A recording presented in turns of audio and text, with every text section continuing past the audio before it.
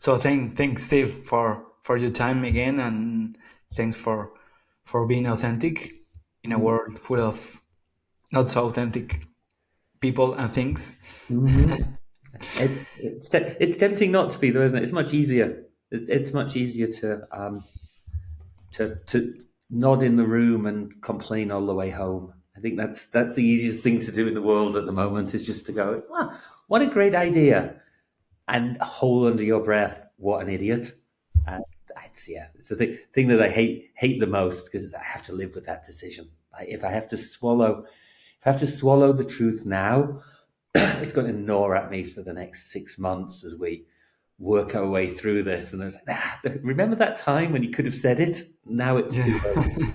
So I'm rambling already. I'll stop. I'll listen to you, and I will try to stay on track rather than veering off in weird directions. Thank you so much. Appreciate it. So just for context, for the people who is listening and doesn't know you, who is Steve? Who are you? And I think it's important to me is what are those values you live by? What's your life philosophy? I would say. Ooh, that's a good one. Weirdly, it is really trite, but I think the thing that affected me the most was probably a song when I was a teenager. And it's a song that's a quote from somebody else, Zelda Fitzgerald, I think. But it's the old Pet Shop Boys song. In Being Boring, they talked a lot about she was never bored because she was never boring, which I loved. And John Hegarty used to say something similar. He used to say interesting things happen to people who are interested, and go out and do that. And I think that's really always been my philosophy, has been how many things are you genuinely interested in, and how wide can you spread that? So when you meet people and they give you an interest, how can you adopt it for a little bit? Where does it go? Follow it. So that idea of constant interest and constant curiosity, and to be fair, I'm going to turn that off so that you don't hear that anymore. To be fair, there's a little bit in there as well that is a fear of being old, being stale, being irrelevant, being whatever, because I've seen that happen as well. That's really what's driven me. So we were working out the other day, I think between my wife and myself, we've got 19 countries that we've lived in, and about 11 that we've lived in together. And we were trying to figure out whether we were constantly running away from something or constantly running towards something. It's just like, away we go. I think it's a bit of both. But the thought that you can be somewhere and be comfortable in your discomfort. I've got here, I'm not quite sure how this works or if it's going to work, but it's all new and it's all there for the exploring, and there's excitement in that as well as fear. It's always been the philosophy that drove me, which is if I find myself looking back and thinking, all of the stories I want to tell or all of the interesting things I have to share with anybody feel too far in the past. If I'm having to draw back from I remember when, then I'm probably in trouble. So yeah, that's the life philosophy. The life philosophy is do that, which is why anybody that contacts me ever, I'll always pick up the phone to, which is scary these days because most of them are just trying to sell you a conference. Oh, Yeah. tell me what you do when you're not selling conferences. But that's the philosophy. I love that. I'm not sure it's very profound. It's a constant stimulation. That's what I'm in search of. Yeah, and I think I'm very aligned with that, and that's why I'm from Argentina. I'm living in Russia right now. We met when I was in Armenia, and then we met again when I was in Georgia, Mm-hmm. and now I'm in Russia. So So you've got much more interesting countries. No, I talk about being interested, and then then you land in New York, and then you do Singapore, and then you do Sydney, and you're like, I hear that, and I'm incredibly jealous because I want to have that kind of my Armenian Georgia Russia experience. So I'm wildly jealous of the countries on your resume. And I'm jealous as well. Yeah, of you. So for the people who is not in the advertising industry, because I follow you and I really engage with your posts, and I have noticed that most of the people that follows you is from the advertising industry, strategists, planners, marketers, CMOs. So for the one who is not in the industry, who are you as an individual and as a professional? And what do you do for a living? What do I do for a living is a question I think I've answered forever. Really, what I do is I try to help people make better decisions, and there's 100 different ways to do that. So if you go all the way back to the beginning of the industry where kind of planning first happened, it happened because there was a piece of a conversation missing. So an account person, who's the person that kind of handles the timing and the money and the relationship and make sure things get delivered, would talk to a client and say, "What's your problem?" And then they'd come back and they'd talk to a creative person whose job it was to bring that to life in a piece of advertising. And if you get to the kind of 1950s, quite often it's someone say, "Well, I'd like their wife to, I'd like the husband to buy his wife a vacuum cleaner for Christmas." And back they'd come and say, "Write the vacuum cleaner for Christmas ad," and they would. And then women would beat men around the head with the magazine or with the vacuum cleaner when they bought it, because no one had ever thought to go and ask a woman what she actually wanted. So planning was born from that. Planning was born from the idea of the people we're selling to, or the people that we want to use our product, aren't in the process. So the original planners came in to represent or to be the voice of that end customer. At some point, the customer became a consumer. We decided that the only job that they had was to eat and drink as much of our stuff as they can, that they were just greedy for stuff. And we turn them into a consumer, but they're not, they're a customer. And I think planning developed over time. So planning went from being that to saying, well, let's understand them better. And then some planners went off and did behavioral stuff. What do we do that changes people's behaviors? What clever tricks are there? And they're really smart. And some planners went down the creative route and kind of said, how do we approach this from angles that people haven't seen before that still connect? And others went down I think they call the kind of comms planners and the connection planners, which is like, where would you meet these people? Where should we put this stuff? My thing has always been quite simple. I guess because I started early. I always feel as though my job within an advertising agency is to start the creative people from a place that nobody else is starting from. So if there are 5 agencies in town who've all been briefed on a different kind of oven fry, but really they're all oven fries that go in and 20 minutes later you have hot fries on your plate, they've probably all got the same brief. And I've always thought that my job is to save the creatives the time of having to go through all of the obvious. So I tend to start from a place of, what's everyone else going to do? They're probably all valid or they wouldn't do it. Now, what's more interesting instead?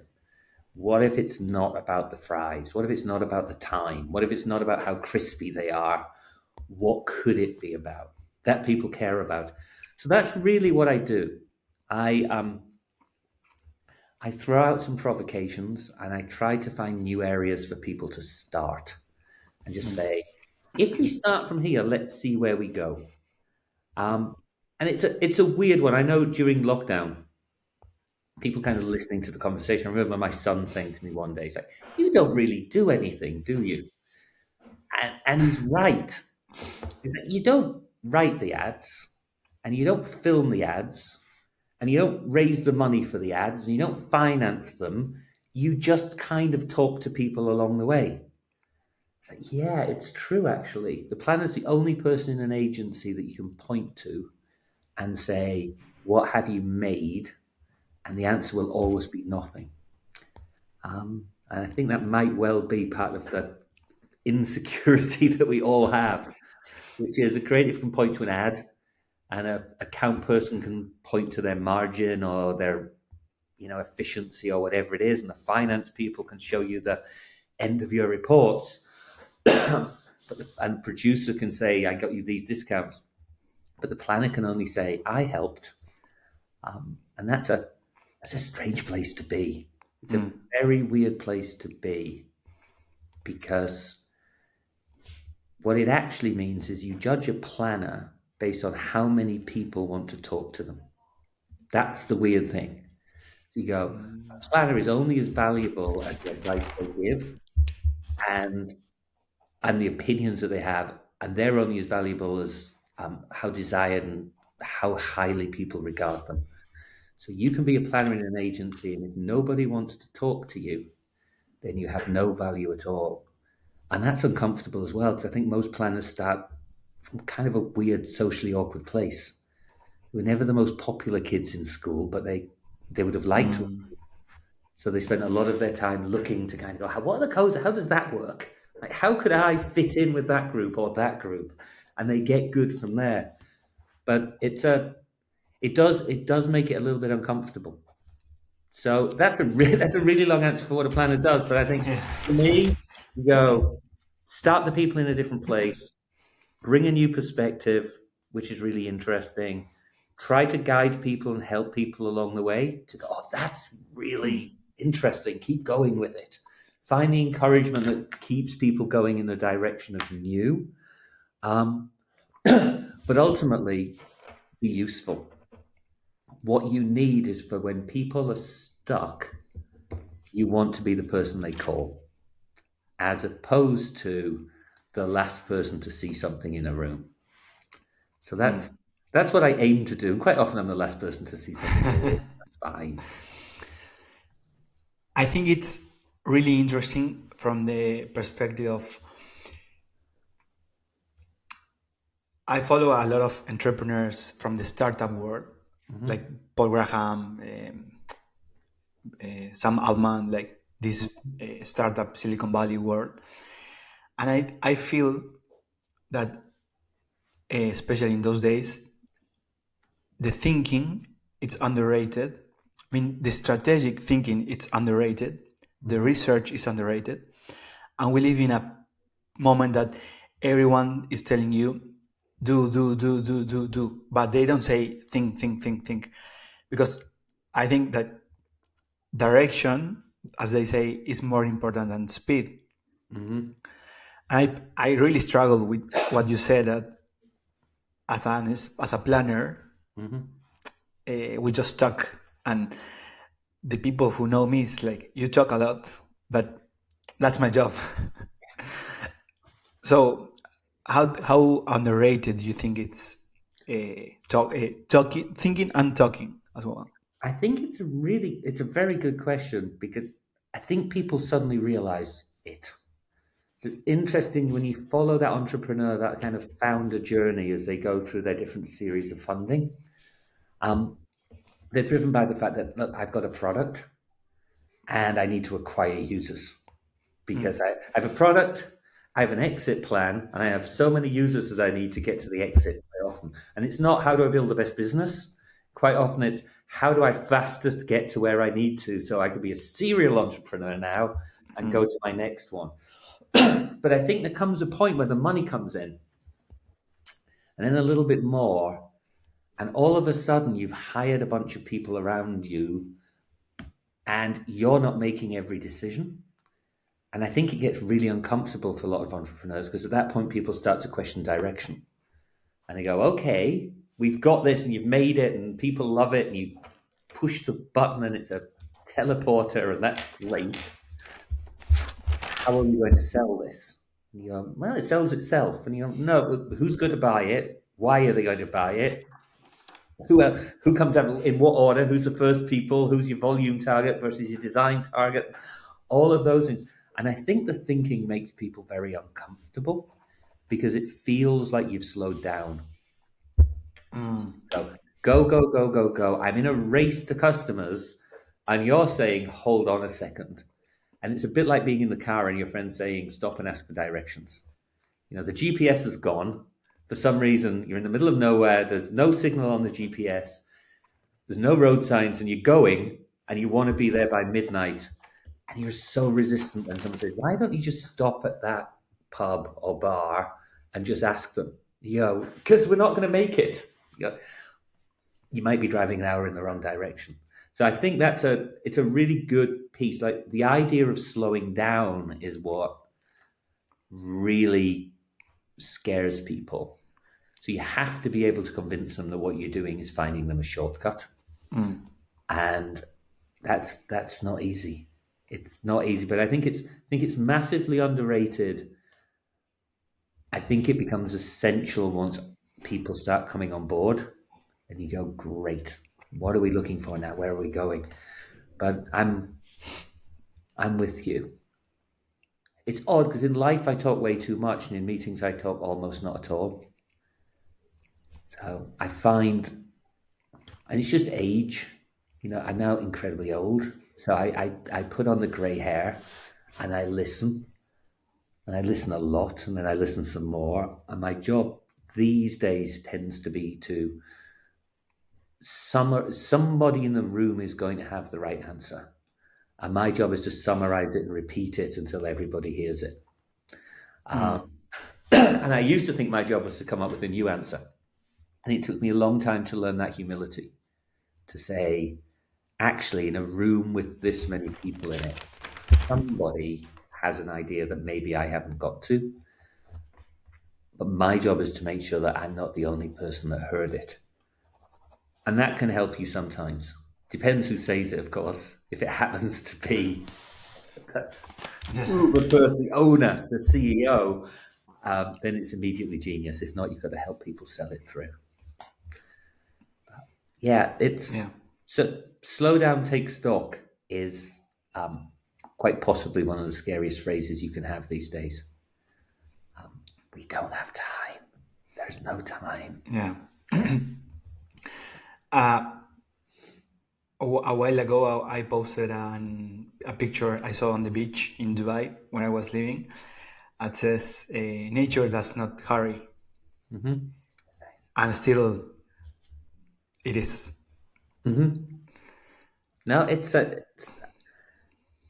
it's weird, isn't it? Jim Carroll. If you don't have Jim Carroll's blog, put in Jim Carroll BBH, who's like the chairman at BBH and the planning director.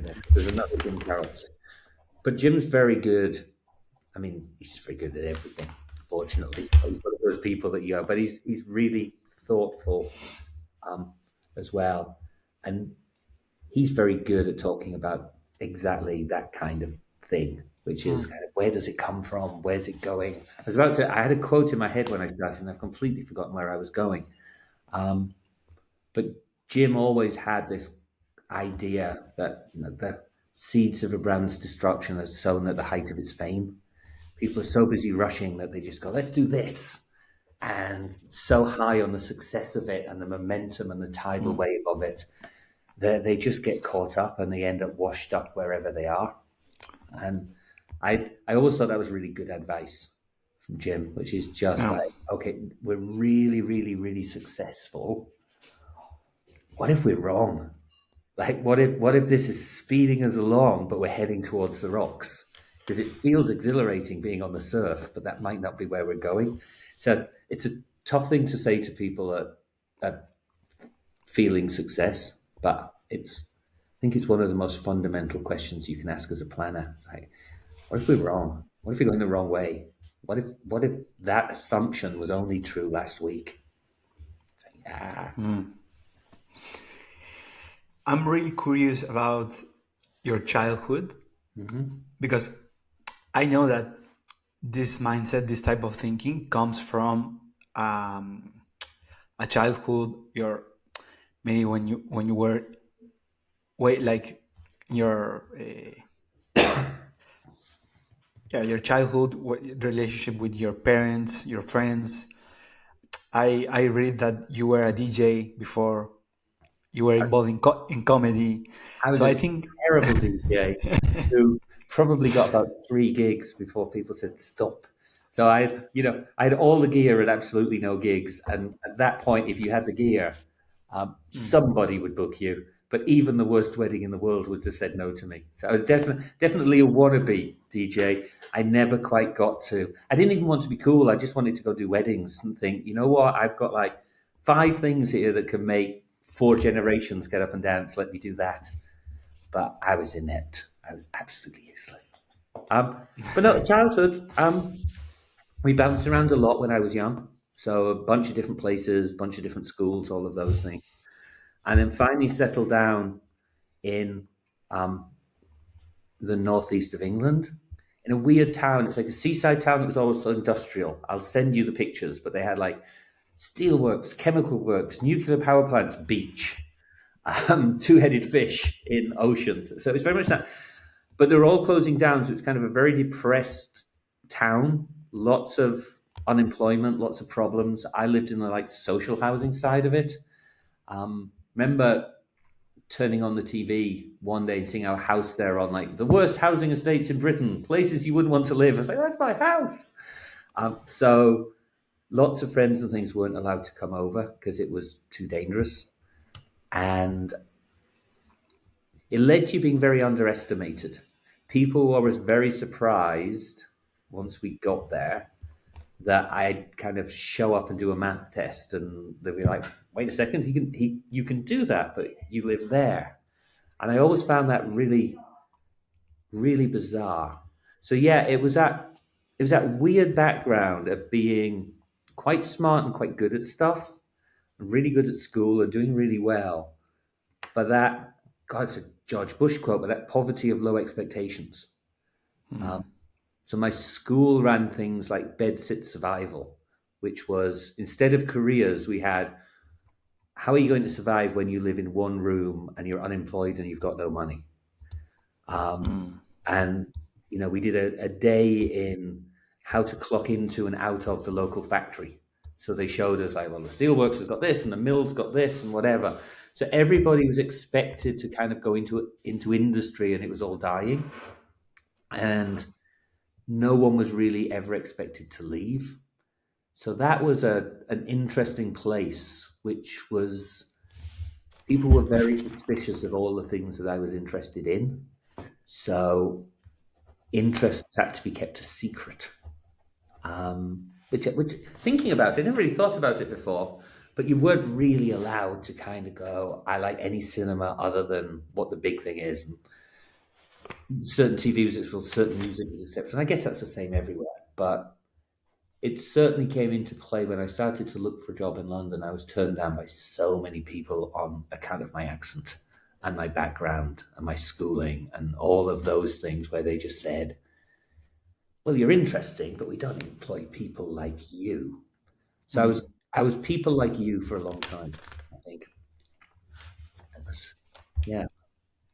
So that was the background. The background was that. It was like, An underdog. yeah, but I didn't really fit when I got there because we'd moved around. I didn't sound like anybody there. I didn't have the same accent.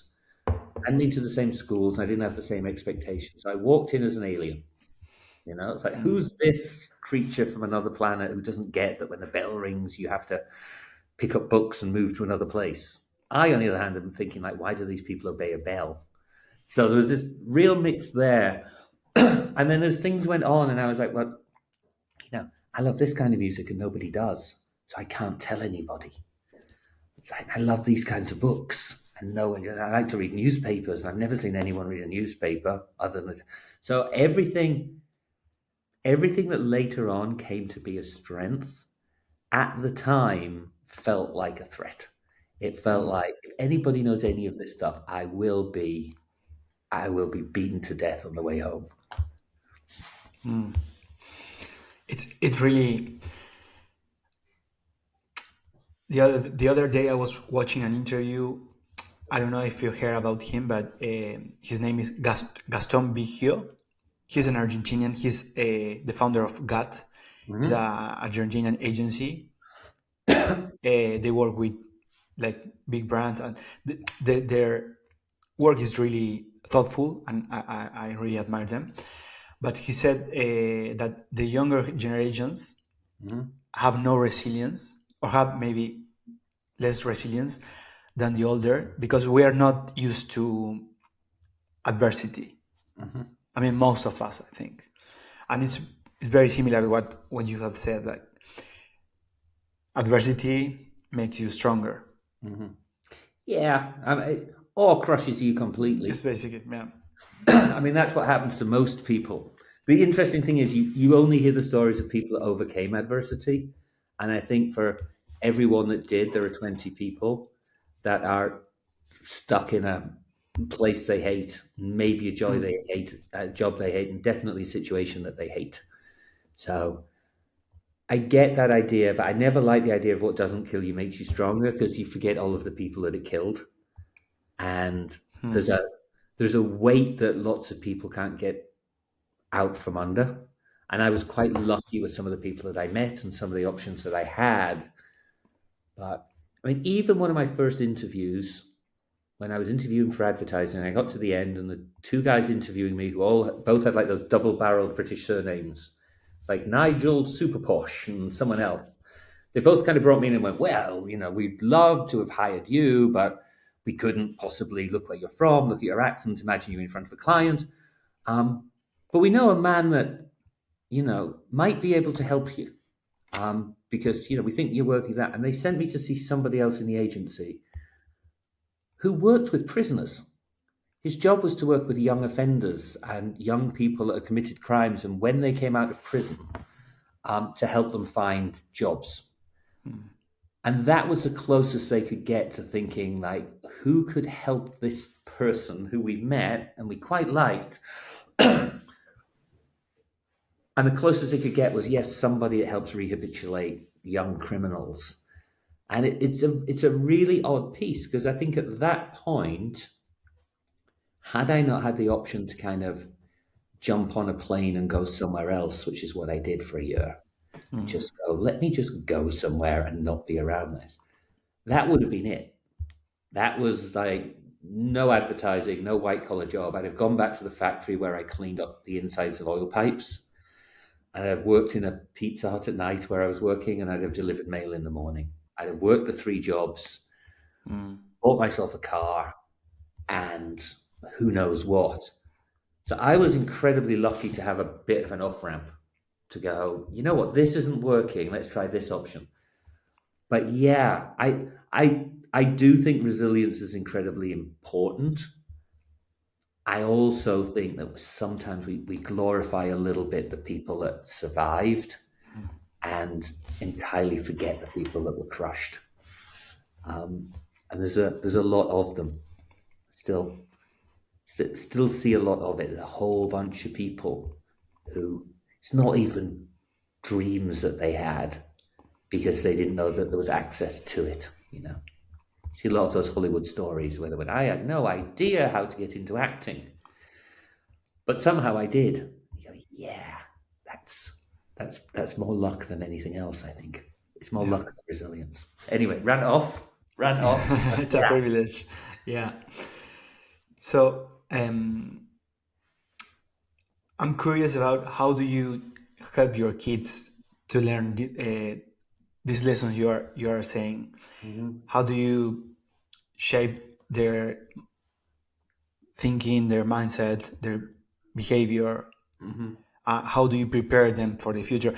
I know that you told me last time that your child is studying like three languages. So Yeah. how do you help them be prepared and be resilient? Yeah, I think being here it's easier. So I'm in Switzerland now, and the Swiss value independence more than anything.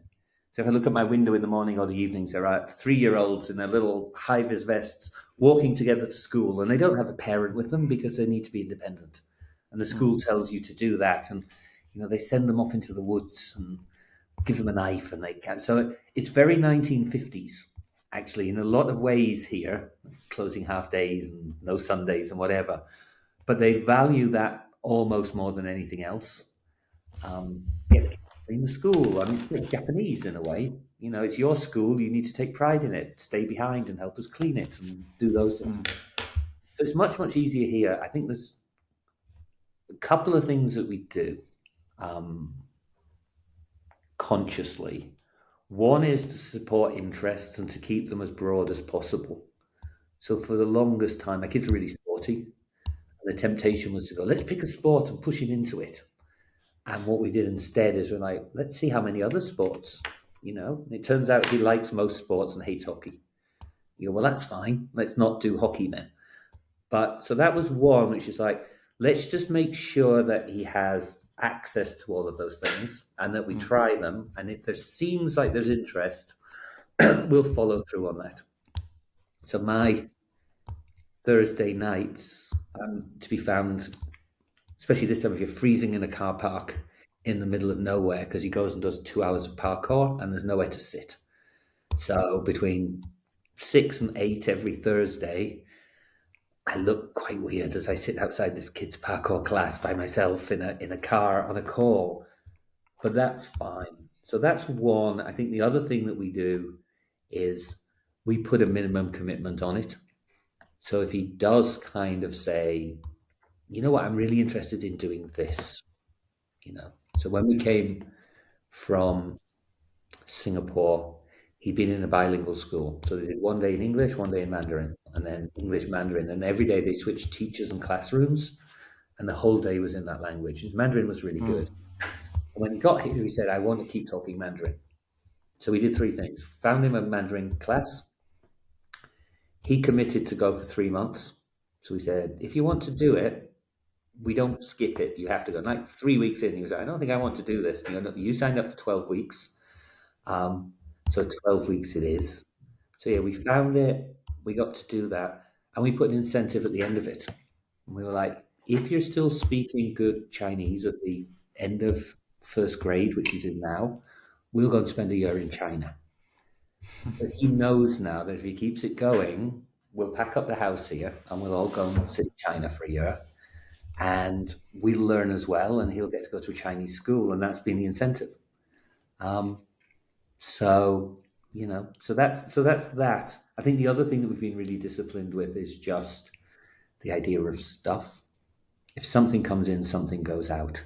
Um, so that idea of like, well, let's make room for it, and let's only get the things that serve a purpose to us, or So that's kind of cool, but it's tough. I mean, the other thing is, he's a person, so Yeah. let him have his interests, let him explore them, support wherever you can, and we're lucky enough to be able to do that. But then just the one thing that you ask for in return is a commitment. I have a Yeah. piano in the living room because he's really interested in piano. So, okay, but the cost of piano is a year of learning the piano. Okay. Yeah. I've been reading a book. It's an Argentinian who lives in Miami. He's an architect called Alan Faena. Hmm. He basically created the Miami Design District. Hmm. He's an artist. He built hotels. He built residential, like real estate. He's like a businessman and artist. And in his book, he says, "I'm just a reflection of myself. If you don't create yourself, you can't create things." That's his quote. Hmm. What made me think, I feel like it's a bit lost in the sense of what you said about your kid. Thinking of us as a whole is not the professional Steve or the professional friend and the personal friend. We are the same. Hmm. And sometimes I feel like people forget, and it's just like work, work, work, 8 hours. Like, to me, work is not just um writing on the laptop, is reading, is training, is listening to podcasts, like educating myself. Hmm. So I think that's kind of lost in It, especially in those days. Like, it's entirely lost. We've forgotten that you know, everything needs input as well. So we kind of get people to come in, we mm, train them up, and we go sit there, and then when we need you to have an idea, a reference, a start point, or whatever, you will have it on demand. And yet, you need to keep pushing things in and to keep understanding things and be curious about those things in order to have it. And that's the place that I think a lot of it falls down. is at that point, everyone suddenly starts to scramble wildly for like, is there a trends report? Let me Google something. What's going on? Let me find something, anything. Yeah. Where actually, if you've been saying over the couple of months beforehand, hey, it's not full on right now. Take a couple of hours, go see things, go talk to people, go build stuff. I'd have a much better starting point. Yeah. And it's just difficult. Used to put it on like my calendar and on my timesheet at one point, and then after a while, you just get sick of the kind of half day is it, and all of the comments you get because your desk is always further from the door than your boss's, and the temptation is just to be there. Or Yeah. even worse, I find it even worse during work from home because I always feel as I need to prove that I'm working. And my proof of working is like they can count the keystrokes, or if they call me and I pick up, I'm at a desk. Um, and it's entirely the wrong thing to do. But my Yeah. biggest fear is to think that I'm not working from home. I'm just home. Yeah. So so I've ended up spending like more time indoors since we started this. I know lots of other people are going out and doing more, but I'm the opposite. I've chained myself to a desk with a bit of proof that I'm working. Sad. It's a really fun fact that when I was living in Dubai, I was working at a company. I won't mention anyone, but I had a brief for an artist. It was an artist, a client from Saudi, Mhm, and the brief was the brand strategy for an app mhm, from him. And I was doing research. I bought some books about like the philosophy, art and philosophy research, Warhol, and I was reading at the boardroom in the company. mhm, And the next day, I got a warning email mhm, from the account director because I was not working. mhm, He saw that I was not in my desktop in my desk. mhm, So the warning was, "You are not working. What are you doing?" mhm, So that stick with me because it's to me like it's unbelievable. And I replied, "My work is thinking. mhm, If you if you don't like how do I work, you can fire me." mhm. But I think generally, I think strategy as a discipline has been really bad at pointing that out to people. I think a lot of people kind of think, no, your job is to do two things: provide the first three slides in whatever keynote presentation we have, summary of the brief, what we've done to solve it, one page on the introduction to the creative. Creative is smart because, and that's what you do. Your page one through three, and you produce that on demand, as opposed to everything you're talking about, which is, you know, I'm not just bringing the customer in from the outside anymore. I'm bringing outside in. And what I'm going to bring in is the books and thinking and philosophy and art and music and all of those things that you don't have time to be looking at because you're here. And somebody needs to be. So more and more agencies are starting to outsource that. And going, well, let's hire people who are out there doing interesting things and they can write reports that we'll then read. So it's fine for you to read a report of somebody else's experience. It's not fine for you to spend an hour reading somebody's book because that's not work. And it's to our detriment because it just means we've all got the same source material. It's like we've all got the same data. We've Yeah. all we should have all have the same access to it. I know everything's been cut and no one really has access to data. We talk about it, but no one has any. And now we've all got the same tools and trends and social listening and everything else. So and the first three pages of Google because no one goes to page four. So there's no depth to anything anymore. There's no understanding to it. It's just I'm trying to get to a different place, but I'm being told to follow the identical path, and that's a scary thing. Yeah. And that makes me think. I read an article, like an interview to you, where you said uh, advertising folks are dull in cities like Singapore. Hmm. And I felt the same in Dubai. It's Hmm. dull, it's boring, it's flat. Hmm. What do you think is that? Because I think we're very, very good at talking about things and very, very bad at doing things. So I was in Singapore twice and I was an expat in lots of places. You know, it's the same in Sydney, same in New York. I was in Montreal, I was in Detroit. And what Detroit's a brilliant example of it. So everybody that arrived in Detroit went, "Oh, this is miserable. Like 30% of the city's empty, the stores have all closed, there's nothing going on, you can buy a house for $1, there's areas you can't go, this city's done." And 90% of the advertising people went, but that suburb looks okay. And off they went and they lived in a suburb. But the creative director there, a guy called Toby Barlow, went, well, what can we do about Detroit? So he opened a restaurant and then a store and then an art thing. And he got a statue of George Plimpton. He got involved with the football team and the stadium and with local politics and then started looking at urban gardens.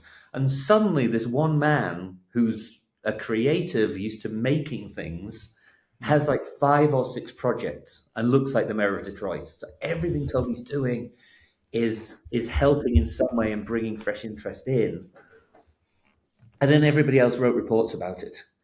And again, I think it's one of the downfalls of strategists being talkers and not makers is they like to observe things, not to create things. And I think that's one of those pieces that, you got to Singapore and people were like, man, there's really only one club and there's theatre, but it's big theatre. Where's the local grassroots and where's filmmaking or whatever? And the only people I ever saw step up to do it were creatives. But everybody else just complained about the fact it hadn't been made for them to walk into. And I think that's a great shame. I think if you've got people that are interested in the world and love culture and want to be out and about and want to be doing things, that they should be a force for making things happen. It was the interview question they asked me to stop asking people because we'd never hired anyone. But the only thing I wanted to know was like, just tell me about one thing that exists in the world just because you woke up one day and decided to make it. And I don't care whether it's a friend's birthday cake or a book of poetry or the outfit you're wearing or an organization that does a million things. But what did you get up one day and say, I'm just going to make this happen? And I didn't hire anyone for 2 years because no one could answer the question. It's like, that's... I, yeah, I think in some sense, the first episode that I had was with Sebastián Quiroga. He follows you. He's from BBDO Colombia.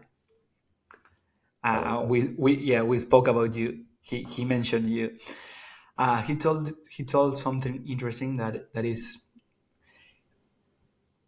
playing to the artist with your client's wallet. Mm-hmm. It's a bit irresponsible, unaccountable, Mm-hmm. and that's something that I think is maybe marketers in some sense are like frustrated artists, Mm-hmm. because the way I've been taught is my creative director previously, he was like photographer, he loved art, but that's the thing you mentioned, like we play to the artist, we play to the Mm-hmm. talk, but we don't sell. And Mm-hmm. advertising is just a tool for selling more and more. Yeah. No, and it is, but it works both ways because advertising without strategy is art. You just go, the majority of it's terrible art. You go, this thing's gone out. It has a massive canvas, 96 sheet posters, and it's all over the subway and it's everywhere. And it's framed. It's framed on my screen. It's framed in a magazine. It's literally framed on a poster on a bus side.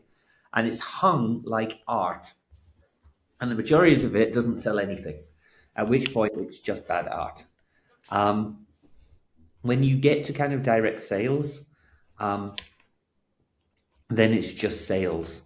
And I think there's a huge piece in the middle where you can afford to be artful. I think if you've got respect for the audience, and you go, I want to sell somebody this to somebody, but I am responsible for the fact that what I'm doing is I'm changing their environment. I'm interrupting what they're interested in. I'm coming in uninvited. I'm trying to give them a message that they didn't ask for. And quite often I'm doing it in a way that is unavoidable. I'm putting it on a poster. I've got 5 seconds before the YouTube thing that they want to watch. I think at that point you have a responsibility not to be detrimental to their day. So I was wandering around the underground in London because all of the lines were on strike. So it took me 4 different trains to get to where I needed to go instead of 1. And all of the advertising was pollution. It was dull and obvious and ugly, and all it wanted to do was sell me something. And I remember Martin Weigel at one point showing some posters, and he said, this is what advertising on the ground used to look like. And they were by artists. It was Man Ray and all of these just amazing things. And they said, yeah, we want to beautify the subway. And it's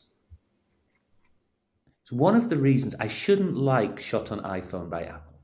I shouldn't, because it's, it feels like there's nothing there. I have a camera that's not quite as good as something on other things. I don't want to talk about specs. I'll tell you what I do then. I'll take pictures with the phone and I'll blow them up to show quality. And I look at that, I go, it's a bit obvious. Product demo. So as a planner, I don't think it's clever enough. As a creative, what they did is they said, and when I do it, I'll beautify the city.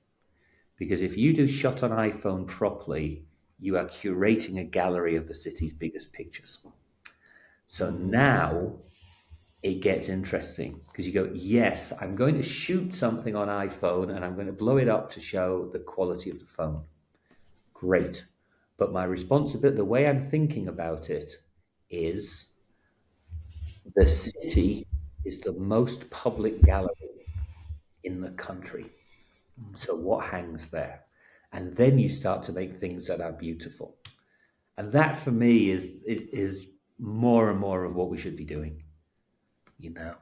There's that old, people used to say FCB, funny, clever, beautiful. And beautiful has to be one of them. So is it going to be clever and beautiful or funny and beautiful? And I think we've forgotten that a little bit. I think we're so determined to be direct and to be clear and to have a call to action that we've lost artful. I think about the old silk cut posters. And I know that they were driven by regulation. You couldn't show cigarettes, you couldn't show a box, you couldn't show whatever. But a giant piece of silk with a tear in it, silk cut, done in the most artful, beautiful ways, actually added to my day rather than subtracting, because it was a gorgeous thing. So I'm with you. I kind of go, if all it is a piece of art, then I'm creating on somebody else's money. And I'm always deeply suspicious of teams that kind of go, I'm going to completely ignore the brief. The brief might be wrong. Go somewhere else and show me something that solves the problem instead. But the idea of I'm going to solve the problem because I want to make this infuriates me. You go, great, put your hand in your pocket, go and shoot it. Just don't use somebody else's money to do it. But I do think that we have a responsibility to the audience to stop insulting them, first of all. And just to be, less pollution in the world. I always look at pictures of Hong Kong and think the world's going to look like that one day. It's going to be all grey, no green, 90% advertising billboards, all of which are just a brand name flashing. And, we used to call that dystopian. And now it's just getting closer and closer to reality. And that's a shame. We can make things gorgeous. Sure we can. Yeah. I'm with you totally. What happened if we put, for example, that's something I constantly think about because I do work with a lot of small and medium businesses, Mhm. not like big brands. So how can I, or how can brands, like small brands, can do something beautiful, but still sell to sales, still sell? Mhm. Because I mean, I think big agencies, like Mhm. creative agencies, if you put them to do brand building for a small business, Mhm. they will find it very difficult Yeah. because you can't. I will tell you what my ex creative director told me. He used to work with BBDO. He told me brand building is just magic. You can't measure, Mhm. but how someone that has to pay salaries the next Mhm. month is not Pepsi. Yeah. How you can tell someone to believe in Santa Claus, if, Yeah. right? How do you think about that? I think the only thing, because you're absolutely right. Michael Fanwell just wrote a great piece. It's behind a paywall on Walk, so hopefully people get their hands on it. But he did a big thing because he's in a really unique situation because he worked in big agencies and then he went to be like the chief creative officer at a big client. He was at General Mills and cereals, and he did that for a while. So the client. Then he headed up a big media company, and then he went to a tech startup. So he's kind of got that kind of four corners to the hat. And that was his big thing. He was like, that whole long and short of it, not describing it brilliantly, doesn't work because it has to be both. He's like, you don't split 60% of your budget that'll pay off one day when payroll is tomorrow. Um, but if you put everything just into straight sales now, you're in a discounting bucket that's going to kill you. So everything, you've got to get the two to work together. Even your offers have to say something about the brand that you are. My big thing has always been with those kind of small to medium businesses is everybody else is using the size of their budget for reach and for impact. So everything they're doing is about reach and repetition and how many people can we get to see this for how long. You have to be really smart. So what you have to do is not take up space on the page or screen, I guess. You have to take up space in their head. It's the only thing that you can do. So if I'm looking at it and I kind of go, yeah, if I'm Pepsi, I can talk about being the choice of a new generation, old campaign, and I can put somebody. I wanted Pepsi's strategy is hiring people in their 14th minute of fame.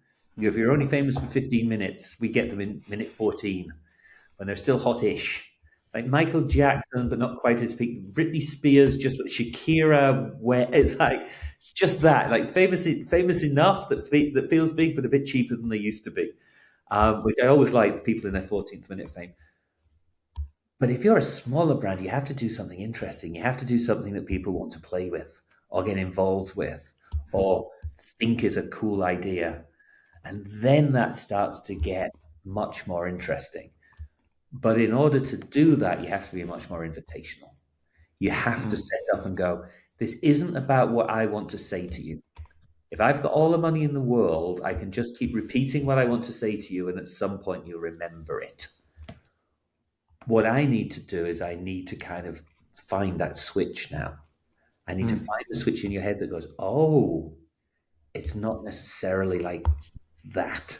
So, I love, talked about this before quite a lot, but I love talking to people like Body Shop because when Anita Roddick was there and founded it, they were the most campaigning brand in the world. They were anti-animal testing. They were anti plastic bottles, and they hated advertising that showed women in an unrealistic light. And as the years went by, they won all of those. Now everybody's anti-animal testing, everybody's bottles are recycling, and Dove has their positioning on women in advertising. They had a doll called Ruby to start with that said, there are 3 billion women in the world. Oh, there's 11 women in the world that look like supermodels and 3 billion that don't. And that was it. And it was a brilliant campaign. You saw it. What happened to them was, having won all of those fights, you then get to that point of go, okay, you're a small to medium-sized brand now with nothing left to say at all. And the messages that we're putting out now are about, cocoa oil and cocoa butter and whatever new ingredient. But the truth was, their job has always been to take the ugliness out of beauty. Beauty was secretly ugly. Your lipstick came from the pain of a rabbit that had had it tested on it. Your bottle came at the expense of the Maldives being covered in a mountain. And you say that to somebody and you go, we're going to take the ugliness out of beauty and here's the issues that we're now going to tackle. And people will buy into that. Or they won't. Some people will say bullshit. But that's something that I can get to live rent-free in your head, because you can judge me against it when you walk in. When you walk in, or if I do a campaign, you know what I'm trying to do. And it sounds a lot like purpose, and I know purpose is much maligned, but not necessarily, because I've just here kind of gone, here are our values, and I'm not chasing yours. This isn't that like dinner party conversation of what's your favorite movie? Oh, that's mine too, and I love her. This is become a magnet. This is what we're about.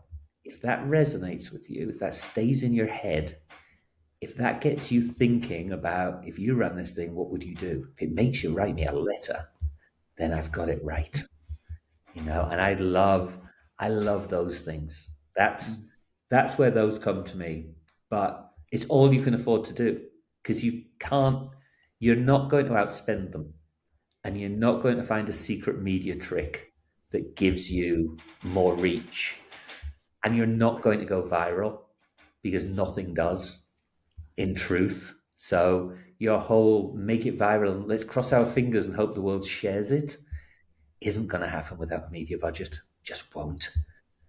So instead, be more interesting, be more resonant, be more intimate than they are. Find one person and speak to them. And the other thing that I love to do with small and medium-sized businesses is, when I say find one person and speak to them, I mean a literal person. Like, I will bring a person with me to write the brief, who I'm trying to sell it to. They will be with me in the briefing. They'll come with me to the creative reviews, and they'll be on when we present to the client, because it's impossible to talk bullshit about a target audience when the target audience is in the room. So we've just had that on a Parkinson's disease thing. We've had 3 Parkinson's patients there from beginning to end, at absolutely every stage. From research to brief to development to creative to the shoot. In fact, some of them ended up in the ad because it was their story, which I loved. It's brilliant. Yeah. I saw Ed Booty. I don't know if it's right. Yeah, the chief strategy. Cleverest man in the world. Yeah, I read one quote from for those who doesn't know, is the chief strategy officer of Publicis worldwide, or he used to be. He said that Steve is 10% crazy and 100% excellent. Why is that? Because Ed's clever and he says things like that. He likes things that don't go 100. No, I mean, Ed's the person that I wish I could be. And it took me a long time to stop trying to be him, in that he's really well read, really well educated, classically educated. So I'd see things and I'd be like, oh, this is like that time in EastEnders, the soap opera, where the football gang came in. He said, oh, which is taken from Malevolent Greek Chorus in this Ulysses play. So Ed's brilliant at explaining where things came from, but then being able to flip it to a creative team and say, write me out to do this. So he's great at that. I think the interesting thing in Ed's quote, and it came from when I worked at What If, which is the innovation company here in New York. We trialed this little piece where we said every project will be run by 2 people. And one person will represent madness and the other person will represent measure. So one person will go in and say, don't worry, trust me. I'm going to get you to where you need to be by the end of this meeting. And whatever it is you want to leave with after these 2 days, you'll have it. And the madness person would go, and I'm going to say, what if it's not what you expect? What if you leave this meeting with something completely different to what you came in thinking? That's not, let's develop this product at all. It's let's do something wildly different. And it worked brilliantly because people relaxed knowing that they had the safe thing and that they considered it. And then madness became additive rather than destructive. And that's what I've tried to bring into what I do now, which is I do an enormous amount of work before I pretend that I haven't, which is weird. But I will know, I'll know the distribution and the sales and where things come from and how we sell it and internal politics and all of those pieces to kind of go, there's going to be a million objections about this. So this is the way this has to work. And the person I'm selling it to, whatever idea it is probably not the person that's going to have to buy it. They're going to have to present it to someone else and to someone else and to someone else. And all of this stuff's going to get in the way. So I do all of the method stuff and go, we've got this. Because then that gives you the permission to go somewhere else. So I hope that's what Ed meant and it wasn't just a pun. But I think it is about, it's very easy to show up as an agency and go, what if you weren't in this business at all? So I had one not that long ago where the agency came along and said to like a giant extraction mining business who did a ton of like green metals. So lithium and cobalt and car batteries and all of those things. And had a very big recycling business, but not nearly as big as supplying all the materials we need to transition. And they just said to them, you need to stop digging things out of the ground and become 100% recycling business, and then you could run this ad. And they said, but if we recycled everything that exists right now, it isn't enough to meet that demand. So it's not realistic. Like, we'd fail as a business, the world would fail as a result, and we'd never transition off the oils and the stuff that those guys are selling. But the agency just came in with madness. They came in and said, we would like you to fundamentally switch your business to this because it's easier to advertise and your reputation will be great. And imagine the headlines rather than coming in with an understanding of, you know what, there's probably a 15 to 20 year transition. First, everybody has to have electric infrastructure before we can start recycling those and actually meet the need. And I think agencies do that too often, is that they come in selling what is cool. And they go, wouldn't it be cool if we did this? And I'm not buying cool. I'm buying, wouldn't this solve the problem? I just happen to believe that the most unusual way to solve a problem is often the best. So that's mine. But if you ever get the chance to hang out with Ed, you should. Because he has a way of being really clever without making you feel really stupid. And I think that's rare. Love him to pieces. Wonderful. I have seen a new trend. I don't know if it's a trend, but that is driving down the cost of creative to maximize business results. So yesterday I watched the Kanye West Super Bowl ad that got, I think it got 30 million, something like 30 million in sales. I don't know how much impressions, but that's something I would like to pick your brain because I think it's impacting the business model of the entire advertising industry, which is based on charging a lot for commercials that you could do for 1%, basically. Yeah. And I think it's going to happen. I mean, ultimately, as people want to move faster and faster and faster, they're going to have to use more and more kind of generative AI tools to do it. And there's not that many responses open to agencies. Agencies have decided that their model is going to be, okay, we're going to take all of this technology that's come, and we're going to aim it at the big businesses we already work with. Majority of businesses in the world are small businesses. Agencies can't survive just with their model and the way that they're paid and all of those things. They can't service those businesses. So they have to go, right, how do I turn these tools that are speeding things up on the big clients that I have? I'll just have to make more big stuff for these clients. So it has to be volume. So they're definitely going to be looking at volume. They're going to say, how much stuff can we make for you? How personalized can it be? How can we change the way that it's served? How does it become more and more relevant? Which will just be awful because no one's ever managed to do that. But Guy Murphy, another person you should talk to. So Guy was like planning director and chairman and all kinds of things at BBH. And he was at JWT for a long time. He's left to do a startup in AI. And he had a really interesting thing. I saw him a couple of weeks ago. And he said, what AI will do is it will raise the floor, not the ceiling. He's like, the cheapest ads will look a lot better.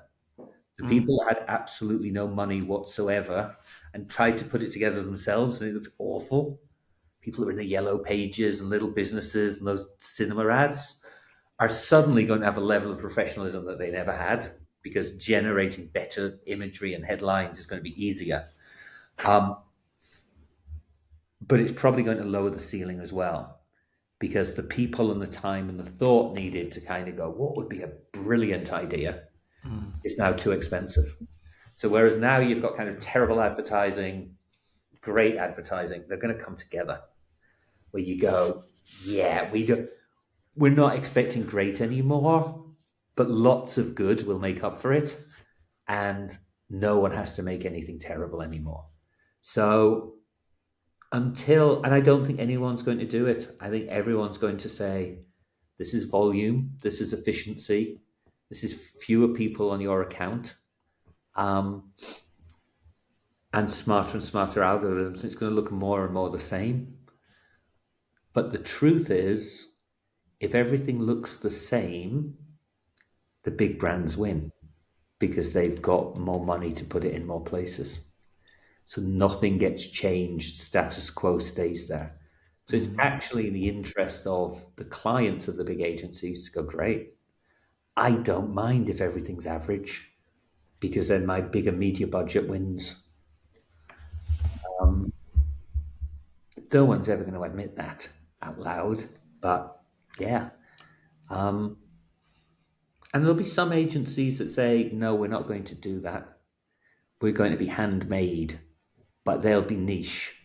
They'll be the craft beers in a world of Budweisers. Yeah. But we take mass and average in almost everything we do. If you think of all the biggest brands in the world, there's nothing more average than Gillette or Toyota or IKEA. And we're very, very happy there. So why should advertising be any different? Just a nasty, muddy middle of never-ending shit. Come directly into your home. Yeah.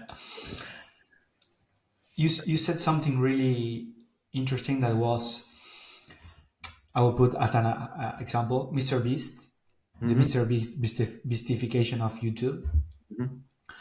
You said that branding is about standing out, is being different. But when people like to get used to something, that's why we crave for having a routine, for a pattern, right? So to avoid decisions. Yeah. So what if you said, what if people don't want something different? Yeah, no, I think people want variations on a theme, but almost everything that works because it's a format. I was obsessed with a while for why does Carpool Karaoke work? Because it's got James Corden in it, so it shouldn't. But the fact was, it was like it played the same game. James drives his car. Oh, who's he going to pick up? It's going to be a pop star. Can I turn on the radio? Let's sing together. And they do 20 episodes, and they go, what if we put someone in the back seat? And the first time they got it wrong, they put actors in the back seat. They put George Clooney and Julia Roberts in the back seat. And it didn't work. So the next time they said, what if we put other singers in the back seat? And then what if we get out of the car? And then 30 episodes later, they did Paul McCartney, and they go, what if the car arrived at his hometown rather than at James? But what happened with that is everybody knew exactly what was going to happen in Carpool Karaoke because it was the same, and the surprises came in what the people brought to it. But I got the format, which meant I could play with it. Just like the priceless ads on MasterCard, I could play with it. You knock yourself when you're hungry is interesting when you go, I know the format, and now I know it so well that when they tweak it and go, here's something slightly different, you go, oh, that's clever, because I hadn't thought of it.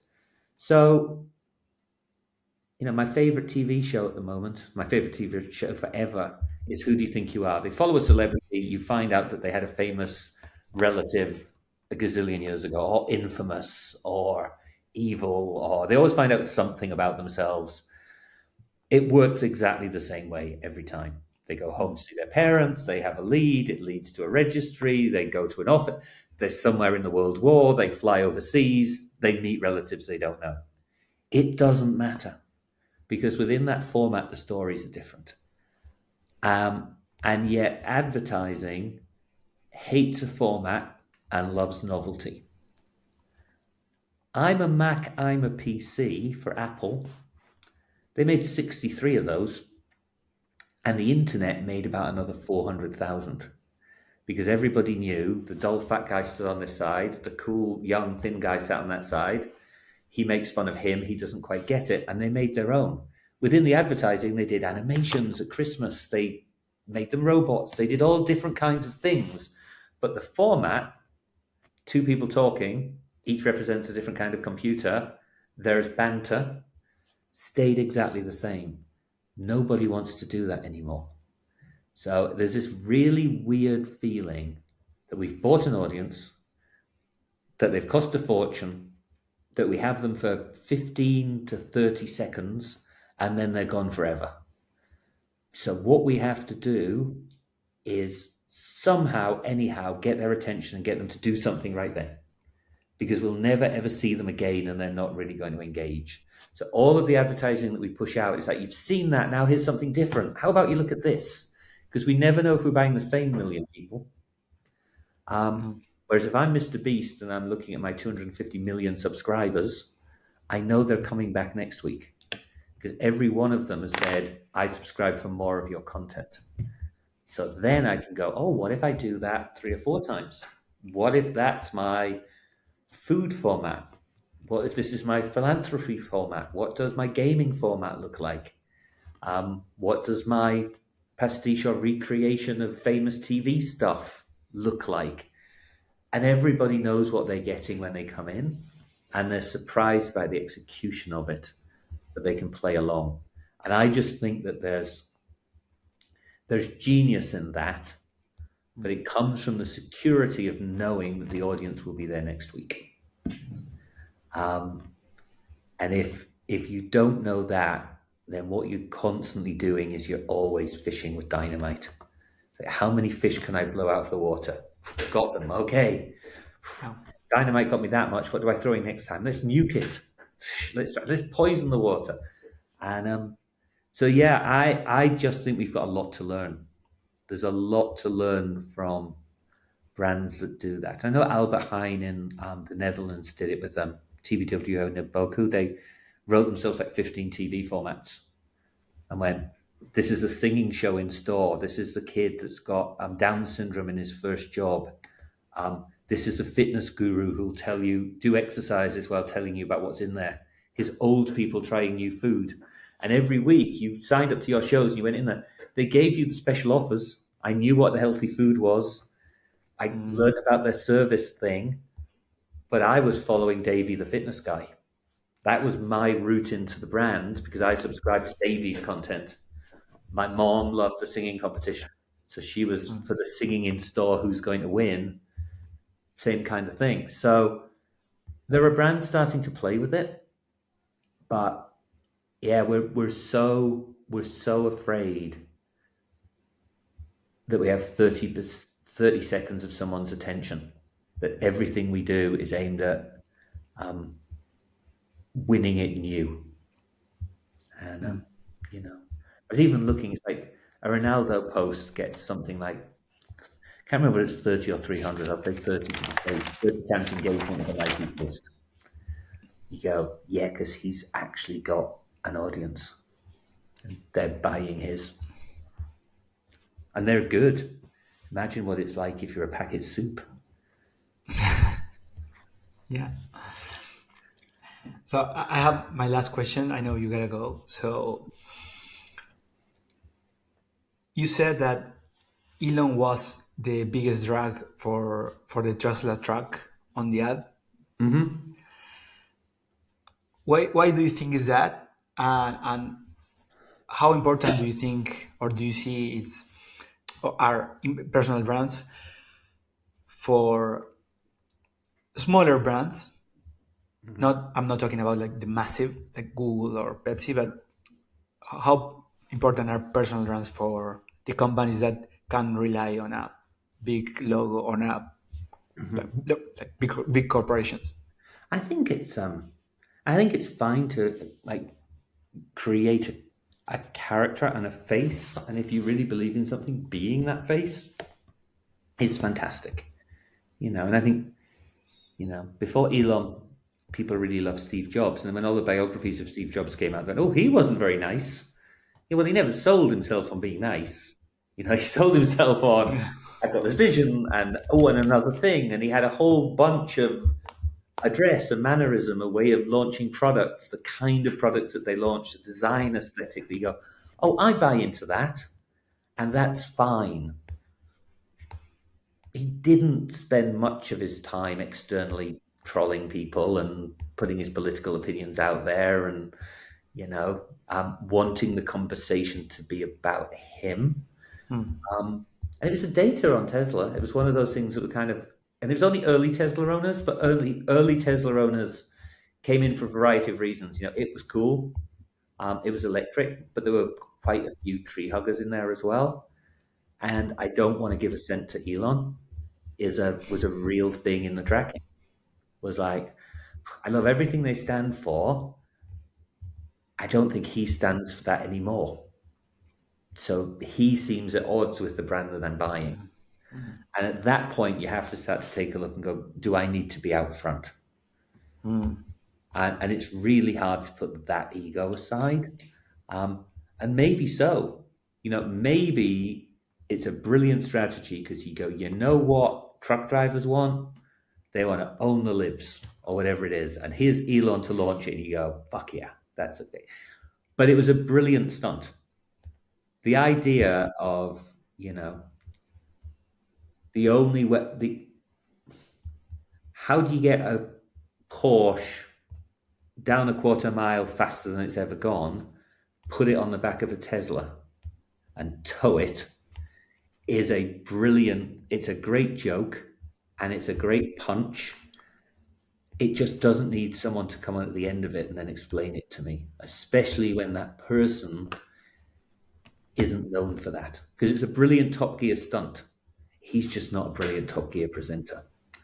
So that was my problem with that. I didn't want to share it because I didn't want to share him on my feed.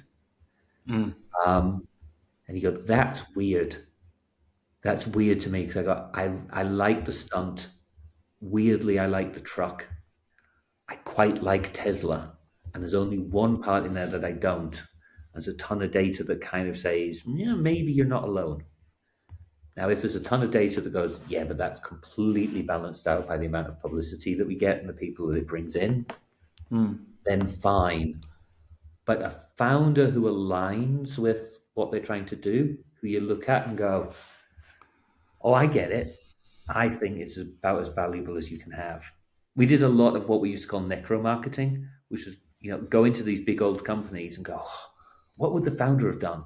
Let's find a letter. Let's go back to the history." I remember searching through like the Johnnie Walker archives, like, what did Johnnie and Alexander Walker say to the markets? Let's find what they wrote. Let's go back to the core of it. Do the same thing on UBS because they've got a brilliant archive. So like, what was happening at the beginning of this? And when that person's there and they're living and breathing and the values are there, use them. Use them if you possibly can, unless they're toxic. Although I did like Elon hinting that he might be buying Disney. That was funny. That's cool. Yeah. Another great little troll. But yeah, so that's my issue with that. But I've got no issue with the founder being the face. You just have to be careful that for the longest time, what was the Virgin brand without Richard Branson? Now I don't think it's as centered around him as it was. I don't think it's as hot as it was. But there was a time where he was every stunt. I'm dressed as a bride. I'm dressed up as a plane crew. I'm in a balloon. I'm having an adventure. Like, everything was launched with a stunt by him. And you just went, I wonder what happens to Virgin if he dies. Because he was Virgin. You've got to be careful that you embody the brand, not the other way around. Not that the brand is just a reflection of you, because that day you walk away, what's left? It's like, what's Fence? Absolutely. What happens if Rihanna walks away? Is it still hot? Probably. Yeah. Probably, because she's dead good. Yeah, I in fact, I do have one client. They are from Peru, and they are also in Miami. But since they are too much time in Miami, the clients think that they are in Miami and not in Peru. So that's a communications a branding problem, because now clients, they are not leaving, but they are hesitating about that you are now in another market. Yeah, and it's tough sometimes. It's really tough. Like, I find it difficult. Like, I do it for a living. I mean, I guess I do it for a living as well. But seeing an ad and not responding to it personally is really hard. Saw something the other day and I was like, ugh. It's like, it's too beige for me. And then you look and you take it out and we talk to people and they're like, I feel heard. It says everything that it's literally taken the thoughts from my head and put them into somebody else's mouth. And they loved it. And they loved it because it was understated. I was like, I was so wrong. But I couldn't get past, this isn't the kind of advertising I personally want to make. I think we're all guilty of that. I think we're all guilty sometimes of just going, really? This is it? And you go, yeah, sometimes that's it. Sometimes it's not about you. That's it. Of course it's about you. Steve, one thing that you can say to a business owner, and one thing for young marketers to stay relevant and do meaningful work. I would say to a business owner, pick a body part. I know that's weird, but advertising can go in kind of through the head, the heart, or the gut. Most business owners think that it's an argument. If only they knew this about us, they would change their minds. And this fact will help them change their minds. And do they know that we're 20% less than that? Or there's only this many calories in my soft drink, that it's less than the price of a daily latte? And they're desperately trying to argue with people. And you don't win very often walking into people's houses and telling them that they're wrong. But that's what most advertising. So client, I would basically say, also consider how are they feeling, and write a brief that's just, I would love people to feel this way. I would love my brand to be associated with this feeling. Make it happen. Don't try and convince them that we wash whiter. Leave them feeling reassured. Make an ad where people feel reassured or joyful or whatever. Have a look at that. And then look at fear. Don't be afraid to kind of go, people hate this about us, or they're scared that we're going to do this. Everybody's bought a little camera, a little screen to go over the camera on their computer, because they think that the big social media giants are watching them and listening to them. What if you lent into that? What if you talked about the fact that you don't trust us anymore? What happened? So that's what I'd say to a business owner, which is, I know you think it's rational. It might not be. So ask your agency to look at thinking, feeling, fearing. To a young marketer, I would say look for the motivation, not the behavior. You will be able to find what people are doing very, very, very quickly. There's a ton of data that tells you when they buy, how much they pay, how long they consider, where they were in the journey, what have they seen beforehand, where did they go next, blah, blah, blah, blah. There's very little that kind of will tell you what mood were they in, what had just happened, why did they do it, what did they want to feel like. So if you see a brief, or if you're talking to somebody and they can tell you everything about this person, but not really why they prefer green toilet paper, you're not quite ready to brief yet. So that would be my one piece. It's great to have all of the behavioral information in the world, but it only gets you to relevance. And as soon as you've got motivation, it gets you to resonance, which is, it's not just that you're not sleeping. It's that you're not sleeping because your kid's not doing well at school and their exams are coming up this year and you're worried about what you can do for it. Because at that point, you kind of go, okay, I said this to someone the other day, the relevant solution to my Apple Watch saying that I'm not sleeping is to offer me a pillow. The resonant one is to reassure me that your kid's going to be fine. And I sell them a different product. But it's only when I know why you weren't sleeping that happens. And the deeper we can get into that, and not everything's deep, sometimes people are just like, I just wanted something. I just wanted something I could shove in. It was by the door on the way in. It was the first sandwich they had, and that's fine too, because that leads you to distribution strategies that say, people don't go all the way into the supermarket. They get something from the chiller and leave. So how do we move our product to there? What's the story we tell the supermarket? No, what's the story we tell the shopper? But you just have to know that stuff. So that would be my advice. Consider body parts and know why people are doing what they're doing, not just what they're doing. Brilliant. Thoughtful.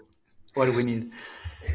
Thank you so much, Steve. Thank you so much for your time, for your energy, and thanks for putting up with for me. being genuine and authentic human. Yeah, we'll see. Shit, that's what he is. But yeah, thanks for doing this. Not just this, but thanks for doing it in general. I think it's quite nice sometimes just to give, just have some time to go, are we getting it right? Where does it come from, and why do I believe that? It's quite nice. The best older planners, because they don't let you do it at the beginning, are therapists. It's like, ask someone a question and listen to what they say, and it doesn't have to be a direct question. And people will tell you what's really on their minds. And I think this could be a great platform for doing that. So thank you for doing that. Thank you. I'm always looking forward to your posts. Mm-hmm. So I personally use social media as a diary, as a journal. Mm-hmm. So I think if you keep doing it, it's cool. A lot. I'll try. Thank you so much. I'll see what's out there. I'll scan through LinkedIn and see what infuriates me. Thank you. Thanks, Steve. Thanks a lot. Take care. Bye bye.